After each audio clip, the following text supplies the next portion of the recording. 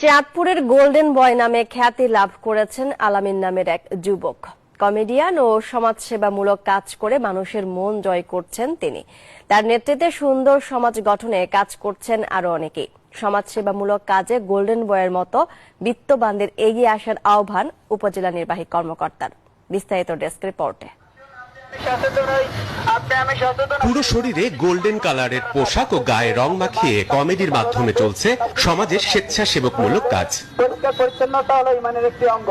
চাঁদপুরের ফরিদগঞ্জ উপজেলার সাহেবগঞ্জ গ্রামের বাসিন্দা আলামিন ধুলোবালির কবলে পড়ে অসুস্থ হয়ে ছেড়ে দেন ঠিকাদারের কাজ। এরপর কমেডি কন্টেন্ট তৈরির আকাঙ্ক্ষা ও প্রবল ইচ্ছাশক্তিতে ইউটিউব দেখে নিজেকে গোল্ডেন কালার রং সাজিয়ে নেমে পড়েন বিনোদনমূলক কাজে।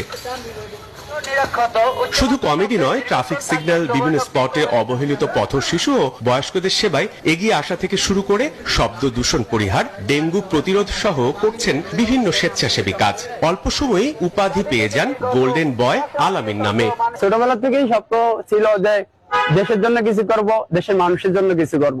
ওইখান থেকে আর কি আগে সচেতন করা, মানুষকে সচেতন করে যেহেতু ওই যে সমাজের জন্য কাজ করব, সারা বাংলাদেশে একটি সংগঠন হবে যে সংগঠনের দ্বারা সাধারণ মানুষের উপকার হবে। এরপর এক ঝাঁক তরুণ তরুণী নিয়ে নিজেই গড়ে তোলেন স্বেচ্ছাসেবী সংগঠন। বর্তমানে সপ্তাহে শুক্র শনিবার সমাজের স্বেচ্ছাসেবী কাজগুলো সদস্যদের নিয়ে করছেন আলামিন। স্বাস্থ্যকর অল টাইম হানিকম, সব সময় অল টাইম হেলদি লাইফ।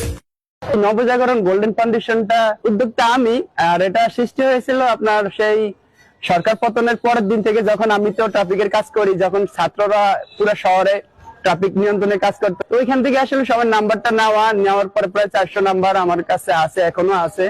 ওইখান থেকে এই সংগঠনটা আমার দাঁড়ানো, নবজাগরণ গোল্ডেন ফাউন্ডেশন। সমাজসেবামূলক কাজ করতে পেরে খুশি বাকি সদস্যরাও। অনেকবারই তাকে আমরা সাহস যোগাইছি যে হ্যাঁ ভাই, এরকম একটা কিছু করেন, আমরা আপনার পাশে আছি। চাঁদপুরের সুশীল সমাজের শিক্ষার্থী আমরা যারা আছি, আমরা সবাই মিলে এই সংগঠনটা ক্রিয়েট করেছি। যত সামাজিক কাজ আছে, পরিষ্কার পরিচ্ছন্নতা আছে, এগুলা পরিষ্কার করা।